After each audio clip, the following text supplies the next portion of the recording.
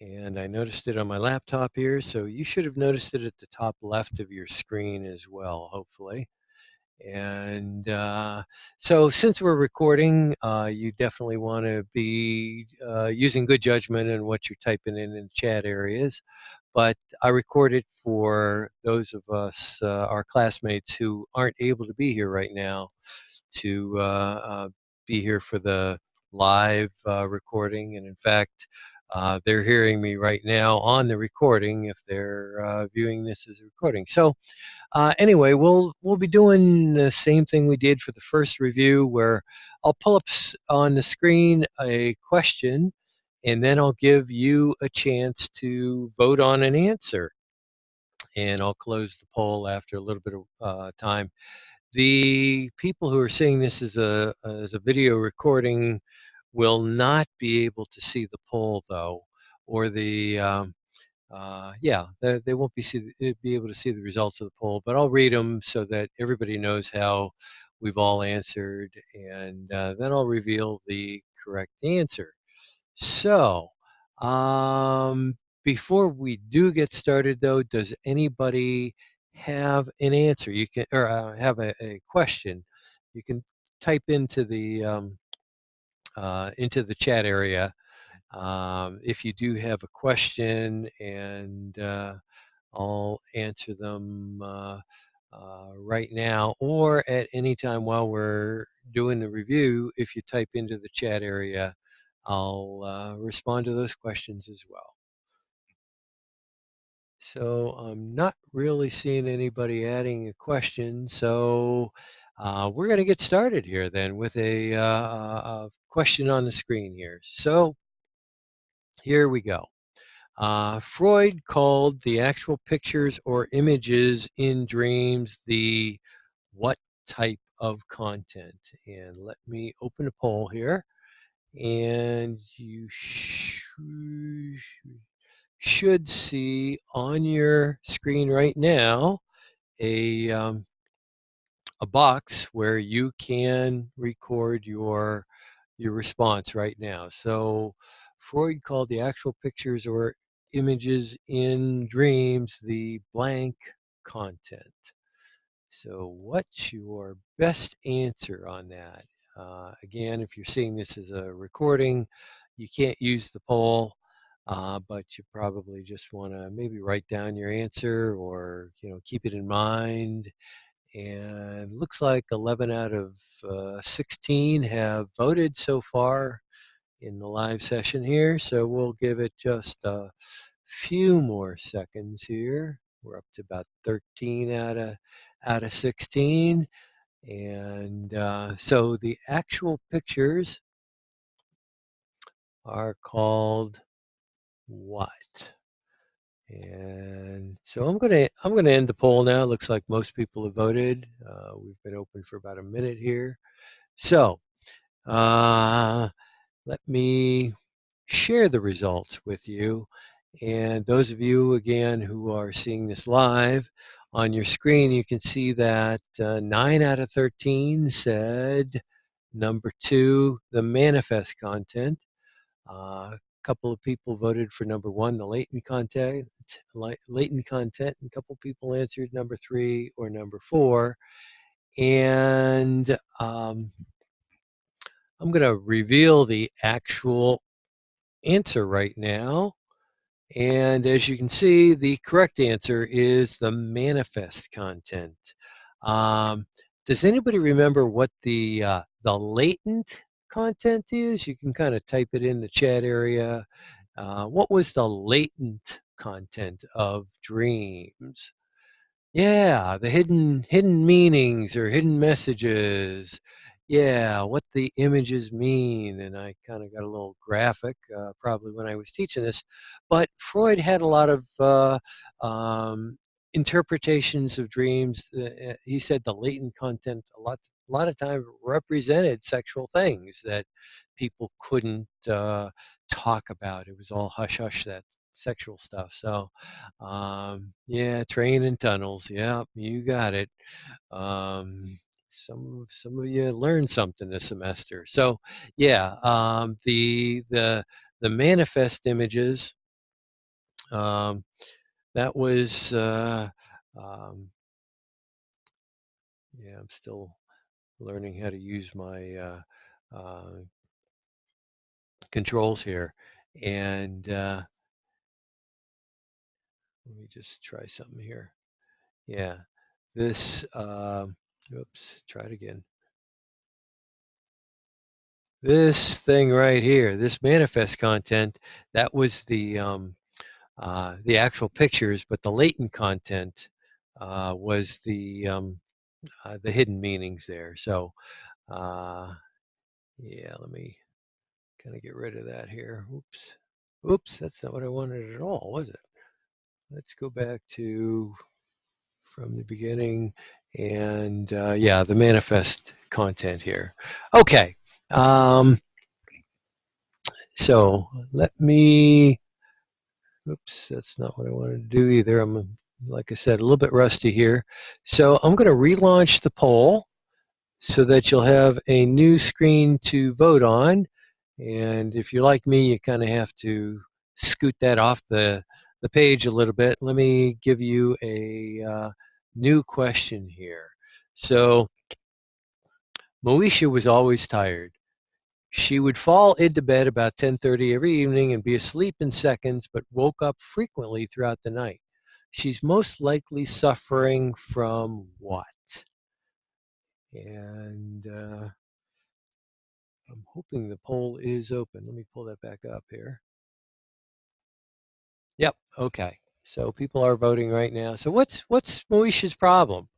Uh, she wakes up frequently through the night. Does she have night terrors, sleep apnea, narcolepsy, or insomnia?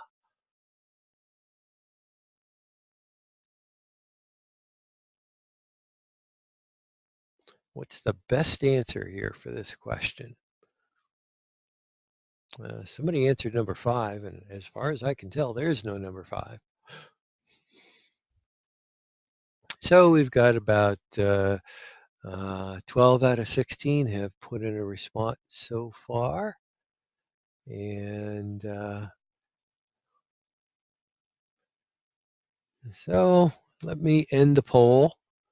And I'm going to share the results with you. And for the benefit of those seeing this as a recording, number 4 got the most responses, 7 out of 12, followed by sleep apnea. And let me reveal the correct answer here. And the correct answer is insomnia. Um, insomnia describes difficulty falling asleep, but it also describes waking up frequently through the night, not being able to maintain sleep. We call that secondary insomnia. Now, you probably could make a case that the uh, the second answer here, sleep apnea, could be the correct answer too, but um, I think the best one probably is insomnia. Sleep apnea is something I suffer from. You stop breathing throughout the night, probably wake up frequently, but I think the best answer really does stick with this insomnia here as the best answer. Narcolepsy, does anybody remember what narcolepsy is?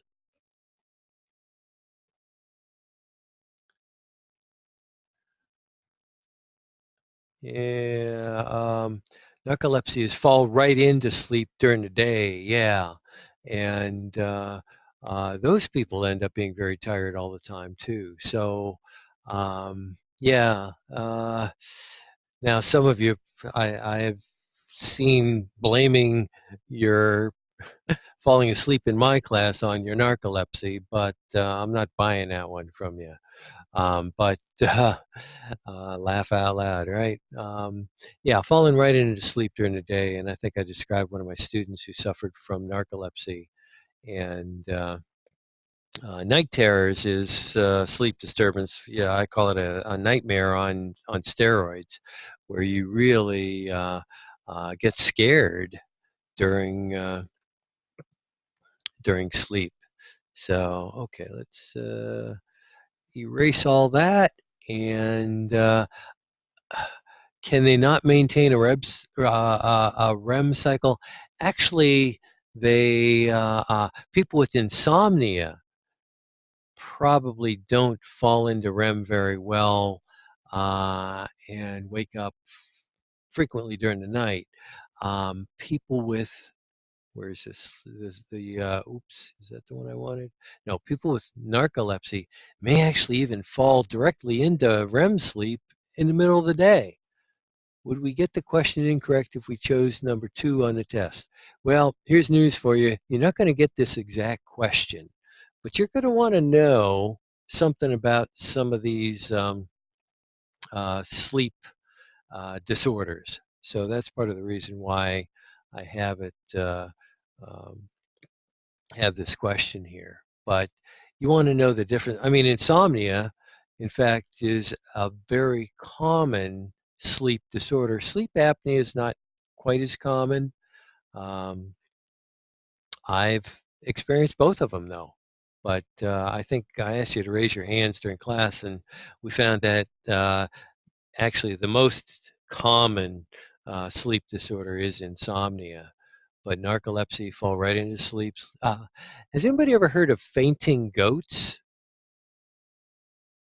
It's almost like that. Where for narcolepsy, people boom, they fall right over into sleep, and I'm hopefully not making light of it because it is a pretty serious kind of sleep disorder. Yeah, if it was on a test, the answer, if it was sleep apnea, I'd definitely say it. Uh, there's something about stopping your breathing. Yeah, good response there on the chat area. Okay, let me relaunch the poll and give you a new voting ability there, and I'll give you a new question. And here's the question: drug addiction or drug dependence occurs when an individual will lie about taking a drug. The drug no longer causes a person to get high, but they take it again. Biological or psychological dependence on taking the drug develops, or a person can be without the drug no longer than 5 days. Which one is your best answer here? Oops. And I'm seeing, well, 10 out of 16 of you have put in a response. Oh, we're up to 11 already. What are we talking about when we're talking about drug addiction?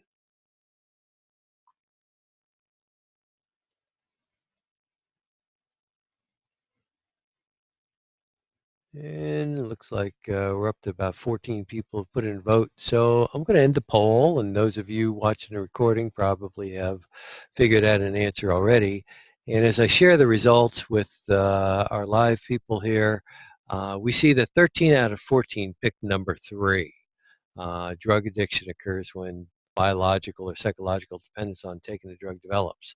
And one person, I think, picked number 4, which is not the correct answer. The correct answer is number 3, as you can see on the screen. If you can go, yeah, if you can go, how is that worded? A person can be without the drug no longer than 5 days. If you can go up to 5 days without the drug, you really aren't dependent on it, to tell you the truth. Yeah, well, drug addiction is when dependence, either psychological or biological, develops. So 3 is definitely the correct answer. Okay, let me give you a fresh poll here. And I need to keep checking out the chat area here on my screen here. I got a couple of windows open that are crowding me out, but okay. Ooh, let me go back to this for a second, this drug addiction one. Remember when I covered chapter 5, I did not spend a lot of time looking at things about drugs and alcohol, but there will be quite a few questions on your exam about drug addiction or drug dependence and alcohol and different types of drugs. Um, but I figured a lot of you already knew a lot about them, and so I didn't want to take a lot of class time to teach on those subjects. But just because I didn't cover it a whole lot doesn't mean you should ignore it when you're preparing for the exam. Okay, in one of Pavlov's studies, he trained a dog. Let me do something here. He trained a dog to salivate in response to a buzzer by repeatedly sounding a buzzer before putting food in the dog's mouth. The buzzer became what? And the salivation to the sound of the buzzer became what? So what's your best answer here?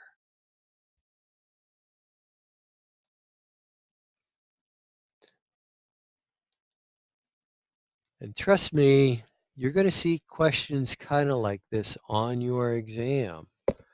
I'm not going to ask you for definitions of conditioned responses or stimuli, or whatever. You're going to have to figure out what what's going on here.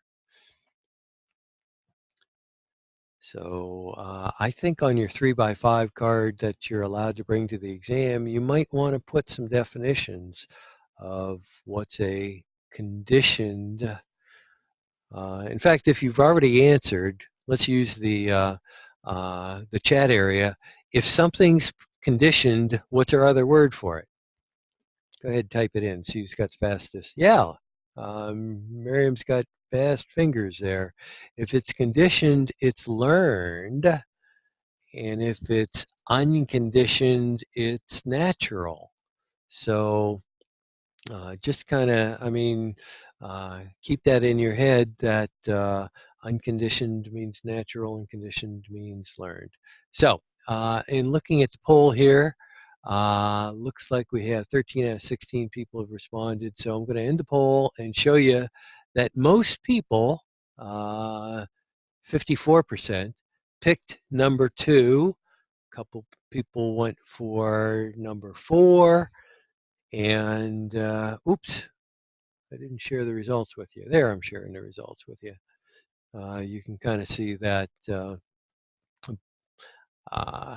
the orange line represents, for the live people, represents the thing that most people picked. And in fact, number 2 is the correct answer, as you can see on your screen now. The buzzer, by being paired with the food, the buzzer became a conditioned stimulus for a conditioned response. And yeah, so number 2 is the correct answer there.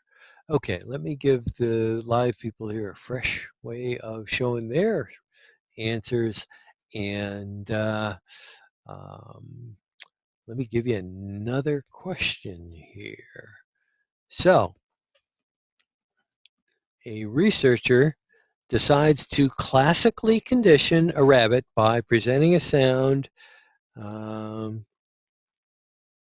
each time before delivering a puff of air to the rabbit's eyes. He finds that the rabbit starts to blink upon hearing the sound. But what function does the air puff have? What's the function of the air puff in this little scene here? So is the air puff a conditioned stimulus? Is it an unconditioned stimulus? Is it a conditioned response or an unconditioned response or a neutral stimulus? What's the air puff? I think a few of us have had that test at the eye doctor. So what's the air puff all about, though? And I'm looking here. Yeah, Bree, Misread the answers, no problem. So we're talking about classical conditioning, learning about or learning through association. And he's presenting a sound before delivering an air puff to the rabbit's eye. What's going on here? And I'm looking and seeing that boy, a lot of people have answered. Let me see, 12 out of 16. So I'm going to end the poll. It's been open for about a minute and almost 2 minutes. So, and as I share the results with you, you're seeing that the air puff, most people voted that it was a conditioned stimulus. And actually, I'm going to share the result here that the air puff was an unconditioned stimulus. You don't have to learn to blink to the air puff in your eye. And what the guy did was, or woman, I guess, they paired a neutral sound. What is it? I got too many things open here.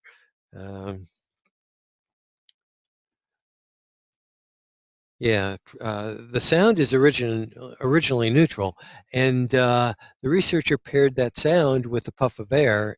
Pretty soon, as soon as the rabbit hears the sound, they start blinking, and so they start blinking to the conditioned stimulus, which is now the sound, and their blink is a conditioned response eventually. Again, when it comes time for your exam, either some of you are taking it on Thursday, some are taking Monday, but you're going to want to know what is a conditioned stimulus, what's a conditioned response, what's an unconditioned stimulus, unconditioned response, and what's neutral too. And actually, in this whole scenario, the sound originally is neutral. There's no response to it. But as soon as we start pairing that with the puff of air in your eye, boy, that rabbit starts blinking. So, blinking rabbit, huh? Okay. Again, questions on that whole concept.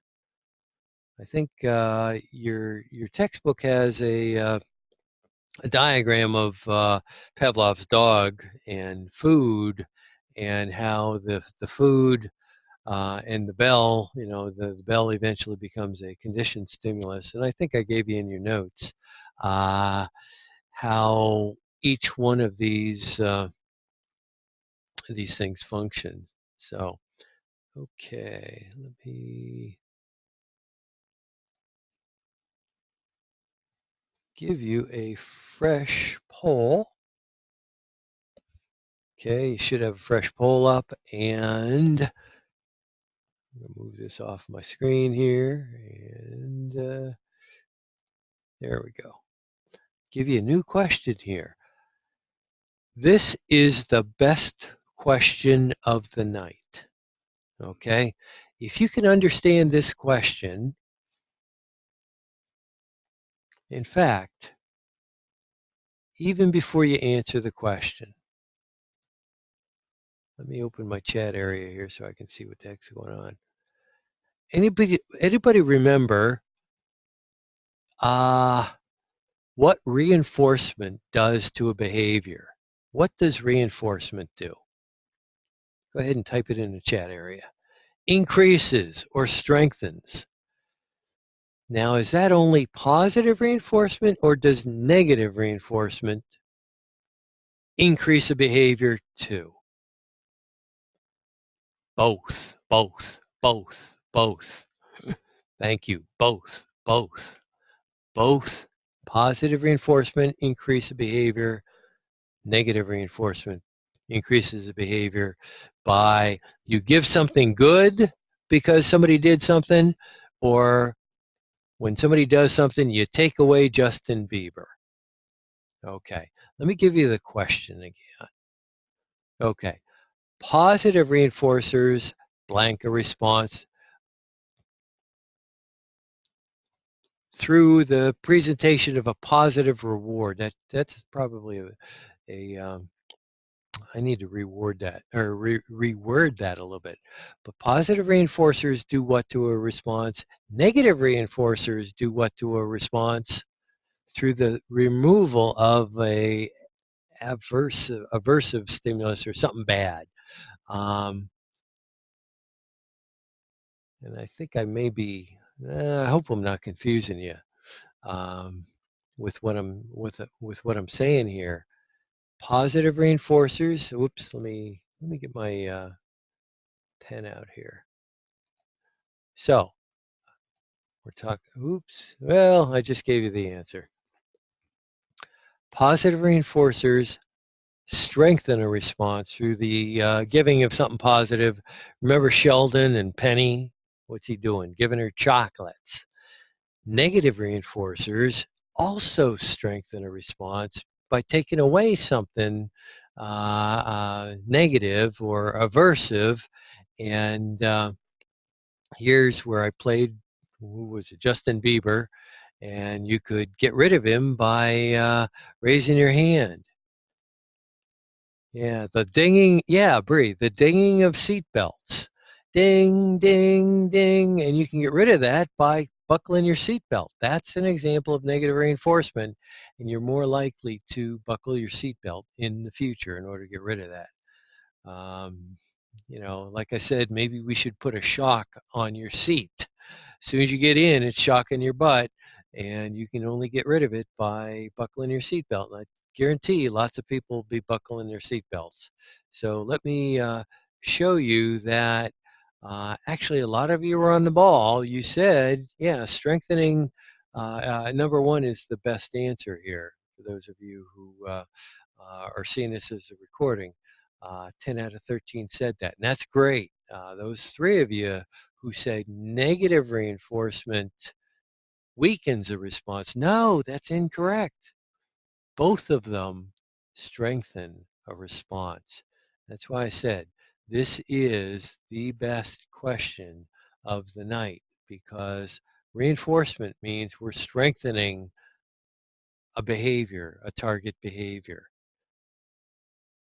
In fact, let's use the chat area again. If we decrease or weaken a behavior, what's happened? Go ahead and type that in. Yeah, punishment has happened. Punishment, punishment, punishment. If we've weakened a behavior, punishment has happened.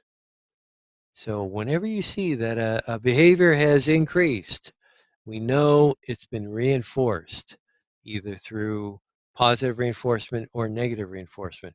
Remember the whole worksheet we did on this concept. Okay, I'm going to relaunch the poll so that you can vote fresh for a new question here. And the question, oh, this one has 5 things to read. So which one of these is false? 4 of them are true. 1 of them is false. Oops, let me give you a new poll to vote on too. Oh, you've got it. Okay. So 4 of them are true. Which one is false?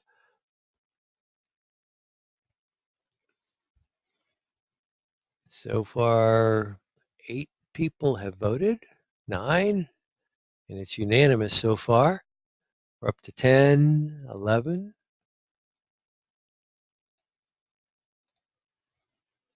Oh, now we've got a few people bucking the trend here. So what do we have? 14 out of 16 put in a vote.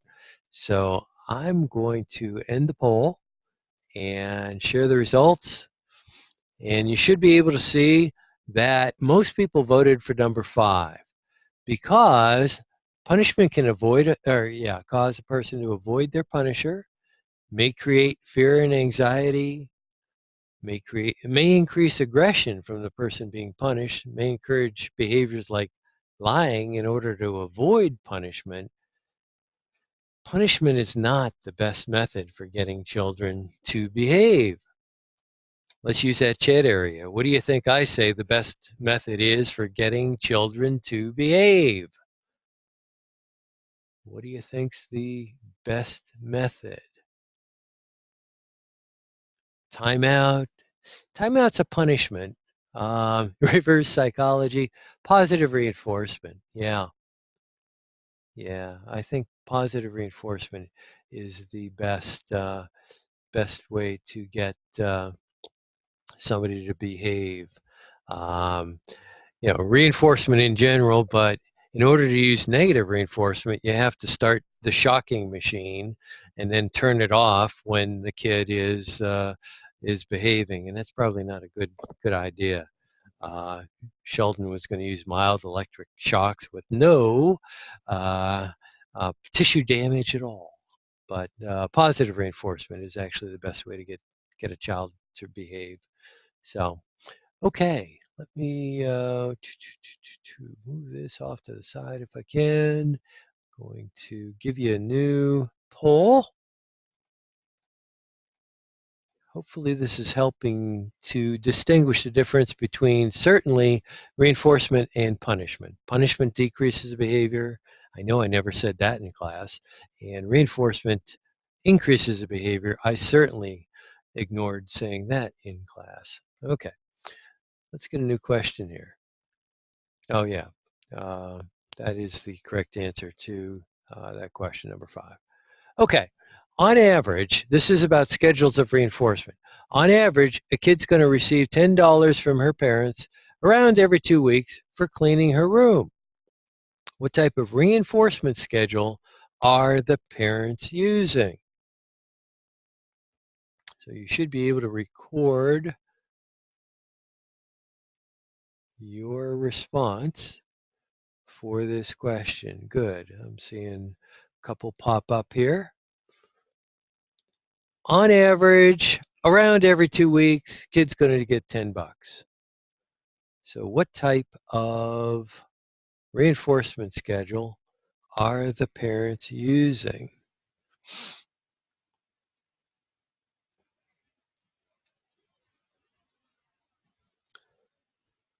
I think we can use our BS detector and rule out number 5, continuous reinforcement, because um, they're not really using continuous reinforcement here.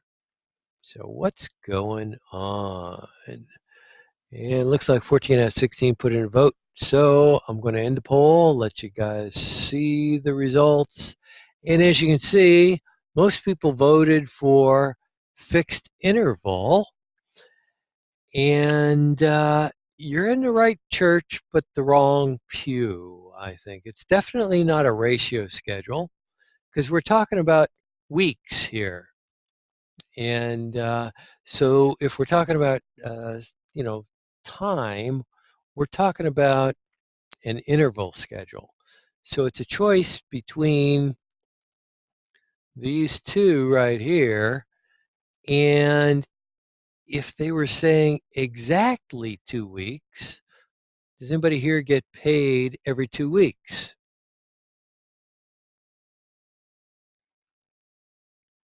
Is that what this kid's getting though? And actually they're not. So the best answer actually is number 3. They're on around every 2 weeks. On average, when you see those words, it means something's varying. If it's every 2 weeks, just by itself, every 2 weeks, oops, where am I going here? Every 2 weeks, if you didn't see this word on average or around, that would be a fixed interval. But for this question, it's around every 2 weeks. It's variable, not fixed. Now you had the right idea that it is a interval schedule, but we have to be careful then deciding whether it's a fixed or variable kind of interval. So erase all, okay. And yeah, I'm going to give you a new poll here. Got a lot of questions here from Chapter 6 because I spent a lot of time on it, and I really want you guys to master this stuff. So, okay, let's see what our next question is here. Oh, um, I don't know. This is just a general comment here. You don't have to answer this so much, but remember that variable ratios or intervals, um, they're very resistant to what we call extinction. They develop really deep learning, and extinction is when a person no longer responds.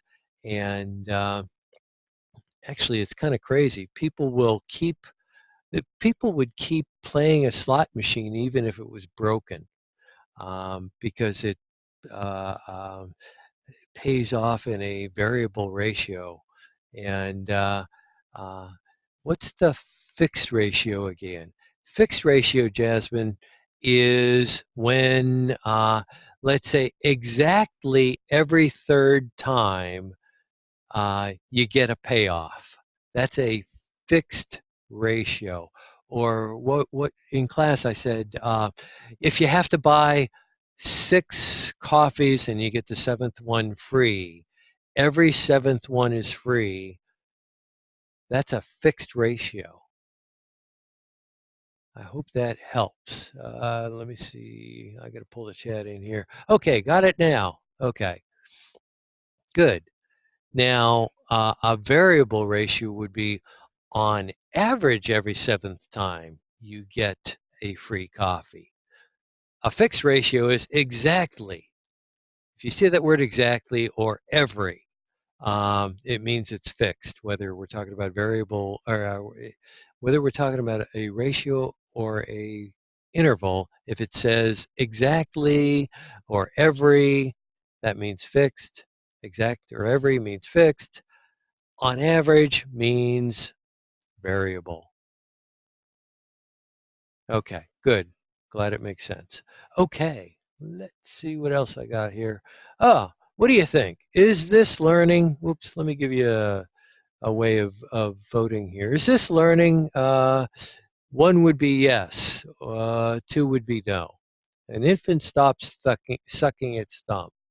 Is that learning? What do you think? This isn't on the test, but this is just sort of a break for us. And it looks like 10 people have put in a vote. Yeah. And I'm going to end the poll, let you see the results. And as you can see on your screen, lots of people said yes. Was it 8 out of 12? And 4 out of 12 said no. It actually could be either. Infants stop sucking their thumbs because they grow up. And in that sense, I'd say, no, it's not. It's not learning. Oops, wait a minute. Whoops. I would say it's not learning if an infant stops sucking its thumb just sort of on its own. But what about this? What about this one? I don't know if anybody ever heard of a parent putting pepper on their kid's thumb. Anybody ever hear of that happening? Or they put lemon juice or something on the kid's thumb so that when they start sucking on it, it tastes really sour or it burns. Would that be learning? And in that case, I'd say yes. You know, the parents have actually punished the kid for sucking on their thumb with, that pepper. And oops, yeah, I'm not even going to try to. Pepper. I don't advise that. Never heard of that before. Yeah, prevent your daughter from sucking her thumb. You know, kids need to do that for a while, I think. It's a way of comforting themselves. Couldn't it be negative reinforcement? Yeah, in a way it could be.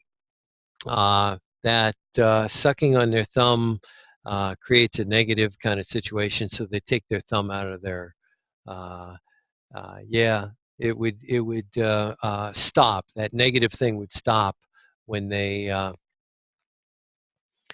have their thumb out of their mouth. In that sense, the target behavior is having their thumb out of their mouth.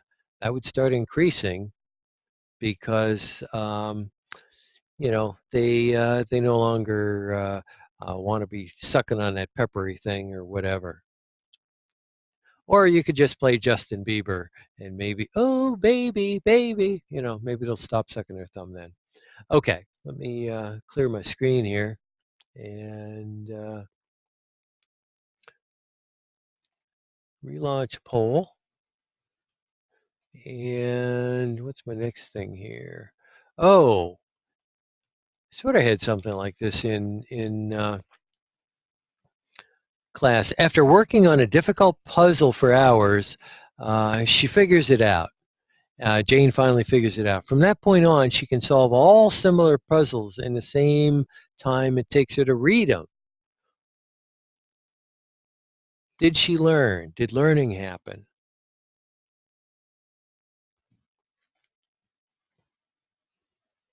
And it looks like 6 out of 17 people have answered. And not going to spend too much time on this, but actually the correct answer is, correct answer is yes. She did learn. And in class, I mentioned this sort of as a special kind of learning called sort of the aha. Anybody remember what I said that was really called? Anybody remember what I put up on the board? That, aha is really a special form of something. Yeah, okay, thanks, Frank. Quick on the keyboard there. Yeah, insight is, boy, I know how to solve these now. You do this, you do this, you do this, or boy, lions who haven't eaten for 3 years. I've developed some insight about that. So, yeah, learning, insight is a form of learning. So, okay, let me end the poll, relaunch it so that we can go on to chapter 7, talking about memory questions here. So, question, as you can see it on your screen, which of the following is true about the process of encoding? Holds information in memory for some time. It involves accessing information memory. It involves changing information from one form to another in order to get it into a particular part of memory, or it's limited to only converting visual information into signals for the brain to use.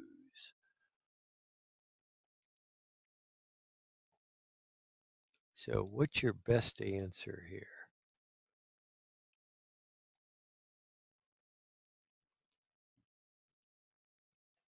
And I'm seeing about 9 out of 17 have put in an answer.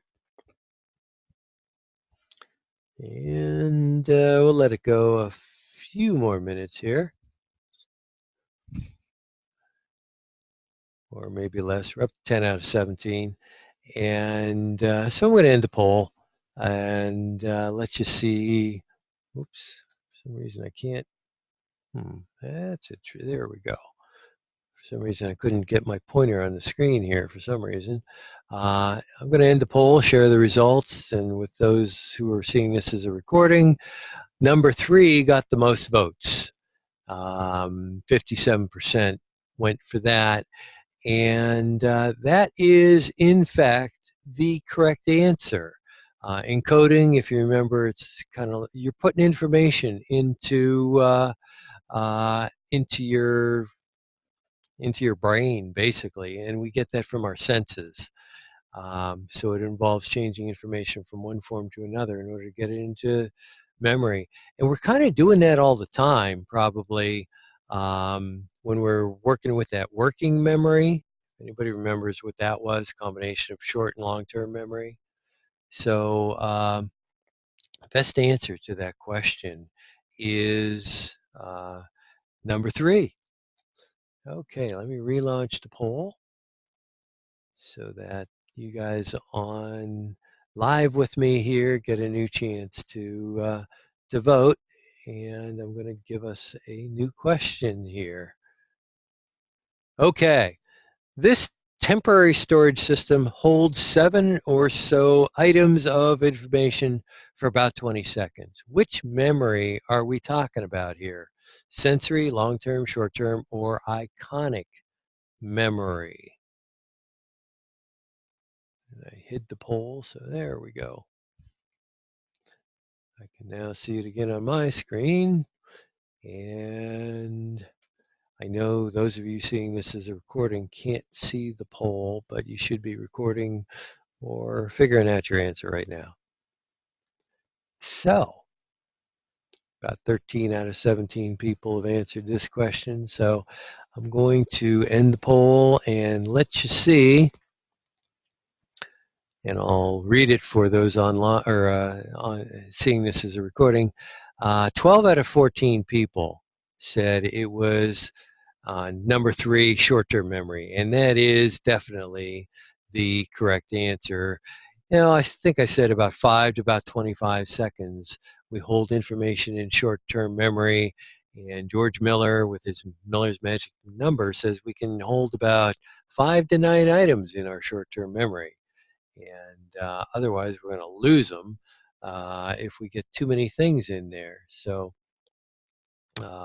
this short-term memory is the correct answer. Okay, let me give you a fresh poll for those of you who are with me live and go on to the next question about memory here.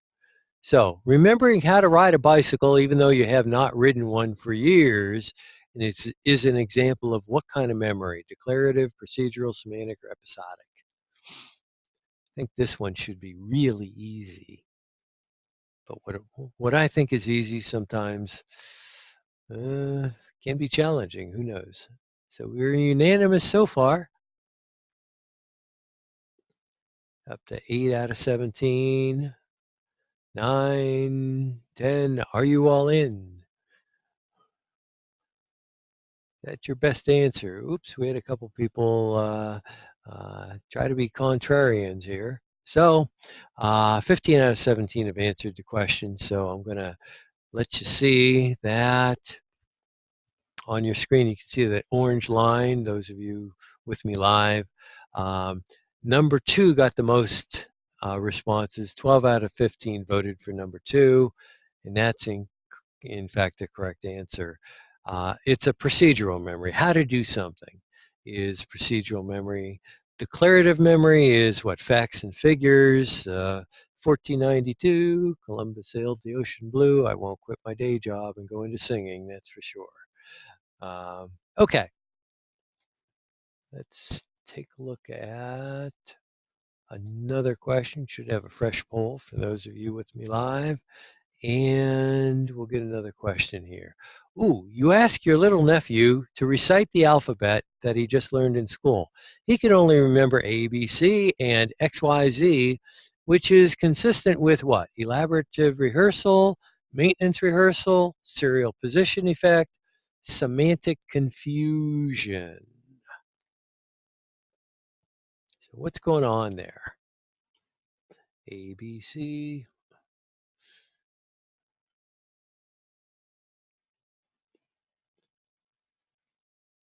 And I see, well, let's see, we're up to 10 out of 17 have put in a response. So I think I'm going to share the results here. And oops, here we go. Now you can see it, those of you with me live, that 8 out of 11 people said it was number 3, which is in fact the correct answer. And In fact, more specifically, ABC, if the kid remembers that, that's what we call primacy effect, the first things that you come to on a list you remember, and XYZ represents what effect? Anybody want to use the chat area and tell me why the kid remembers XYZ? What's the special type of serial position effect that we call the XYZ? Anybody remember?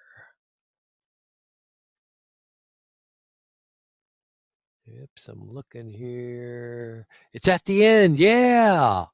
But that's a special type of effect. Anybody remember?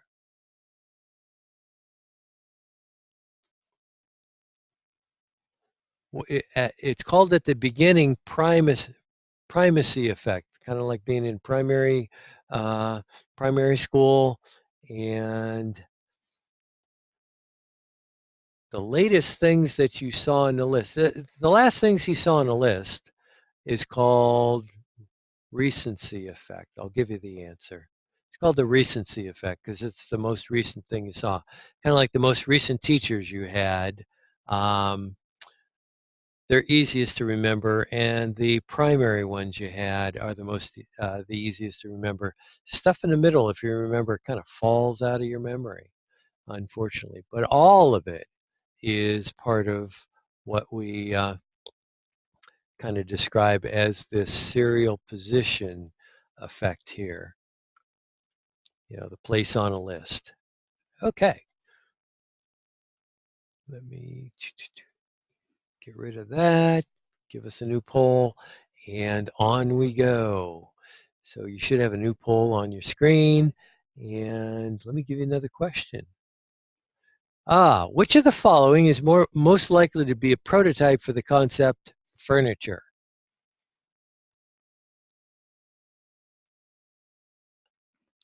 And if you're seeing this as a recording, you can just kind of put it in your head, into your short-term or, your short-term memory probably. And we're pretty unanimous on this one, I think, that a prototype is the most representative example in of a concept being like a category of things, yeah. And oops, we have one rebel here. So let me show you the results here. And as you can see on your screen, if you're here with me live, 14 out of 15 said chair, and one person said throne. And the correct answer, though, is chair. It's in the category, thanks to Alex Trebek, the category of furniture. The most representative prototype is a chair.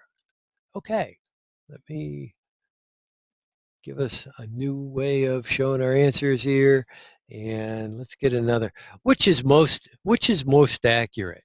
First impressions or in-depth analysis?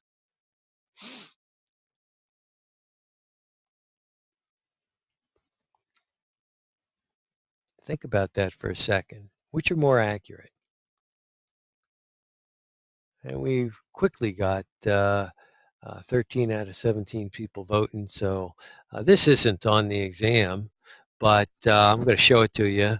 And as you can see, most people voted for B, in-depth analysis. Yeah, actually, that is the correct answer. First impressions can be lasting impressions, but a lot of times they're not accurate.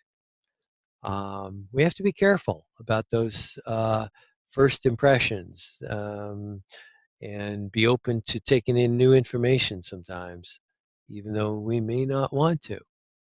So, okay, let's relaunch the poll. And I'm going to give you a new question here. It should be one from Chapter 8. Oh, no, it isn't. We were in Chapter 8 with that, with the prototype question and other things there. So first impressions could include stereotypes, yeah. And unfortunately, what is a stereotype? Isn't it a heuristic or shortcut? And we have to be careful about making those shortcuts because we could totally screw things up. I have white hair and I'm old, and a lot of people who step on a handball court with me think in fact, I've been called grandpa on on a handball court, and that's a stereotype. Yeah, I mean, and I try my best to destroy that stereotype that I'm an old man, and I can be pretty competitive out on a handball court. So, what other questions do I hear from you guys? Again, I've got the chat area open for myself here, and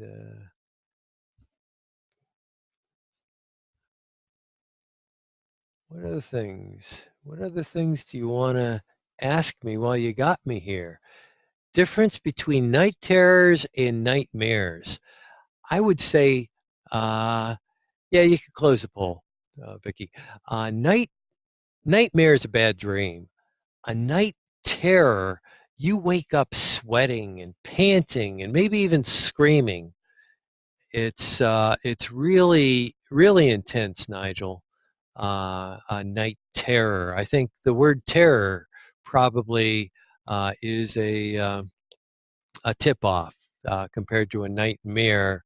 Nightmare just being maybe a bad dream. The main chapters are going to be on the test. No, the main chapters going to be on the test are 5 and 6, but 7 and 8 will also have questions. What should we focus on studying from chapter 8? I would say your notes and major points. Anya, yeah. Okay, please explain serial position effect. When we have a whole list of things, um, the place the things are on a list affects how well we'll remember them. So, Z, when we have a list of 10 things, the first and the second things we'll remember pretty easily, and the ninth and the 10th things we remember pretty easily. But the stuff in the middle kind of falls out of our memory pretty easily. And that's what we refer to as serial position effect, the place in a series of things.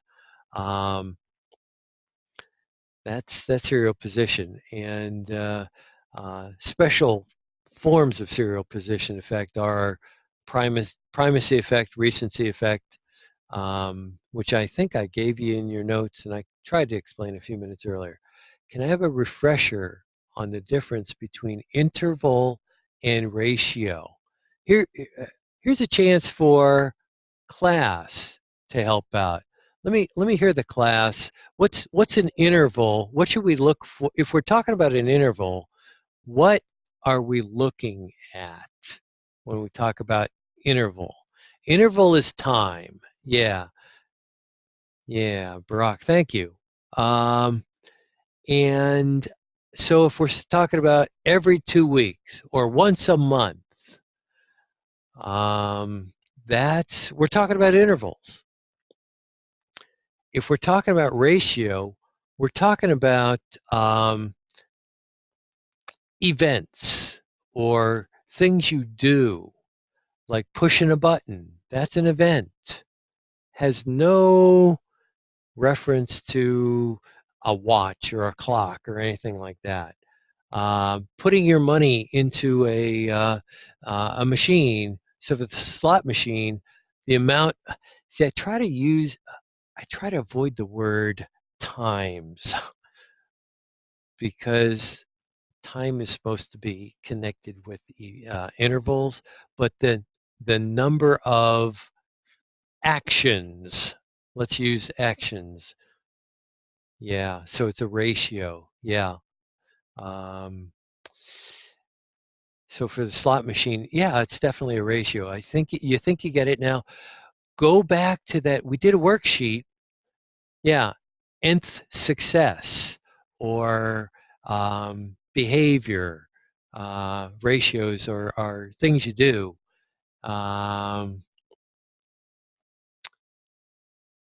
Yeah. Yeah, I think that's in your notes. Yeah. And it's also, Bree, on the worksheet that I gave you on what is it, variable ratios. I think we had 20 different things on that worksheet. So take a look at that as well. Can you explain the difference between conditioned stimulus and conditioned response? Well, Jasmine, a conditioned stimulus is something that happens. A response is your reaction. So let's go to little Albert and the white rat. Every time Albert reached for the rat, they banged this loud thing, and the rat that was originally neutral, the rat became a conditioned stimulus. And what did Albert do whenever he saw the rat after the 6 times that they banged that thing? What did Albert do as a response? His conditioned response. Anybody want to help out? He cried or he tried to escape. Yeah, Jasmine, you answered it. So the conditioned stimulus was the rat, the white rat, and the conditioned response was him crying and trying to crawl away. Yeah, okay. Different drugs I didn't cover in class. Should we study those for the test? Know some general things, Bree, about about drugs. And I think you already know a few of those general things. If something depresses you, it slows you down. If it's a depressant, alcohol is a depressant. What's a stimulant? Anybody give me an example of a stimulant? Caffeine, yeah. See you, Vicky. Yeah, it increases heart rate. Heroin is in a separate class called an opiate. You're welcome, Vicky. Heroin actually kind of slows you down. It certainly doesn't pick you up, but it also is an opiate which acts on areas of the brain related to pain. It's definitely a painkiller. Would cocaine be a stimulant? Yep, cocaine's definitely a stimulant. Ecstasy, methamphetamine is a stimulant. Yeah, yeah. I think I showed you the video about ecstasy. It's a powerful methamphetamine, which speeds you up. You dance for 5 hours at the rave. You wouldn't want to see me dancing for 5 hours. All I do is shake my booty. Yeah. Okay. Other questions? This is your chance. I'm glad you're using it. I know you have to type it in because I just can't unmute your microphones. That would just blow my head apart. Other questions? Okay, I'm not seeing anything. So, again, I hope this has been helpful for you. I will do this for every exam. And also remember, you can do a 3x5 card with handwritten notes, just to clarify. And, seeing no other questions, I'm going to end the review. And you are welcome. I enjoyed doing this kind of stuff for you guys. And kind of have fun at pickleball. Yeah, I have not played pickleball. I have a couple of I actually do have pickleball rackets, but I have not yet played it. My wife and I want to get out and play it sometime, but I definitely will be on the handball court at 7 o'clock tonight after I upload this to YouTube, and I'll be sending the link out to you, even though, yeah, I'm going to show those little punks up. Oh, Nigel, you called them kids, but they're punks. Okay. Have a great evening, you guys, and I will see you at the exam, whichever day you are going to be taking it with me. So um, uh, have a great evening. You are welcome, Liv. Talk to you later.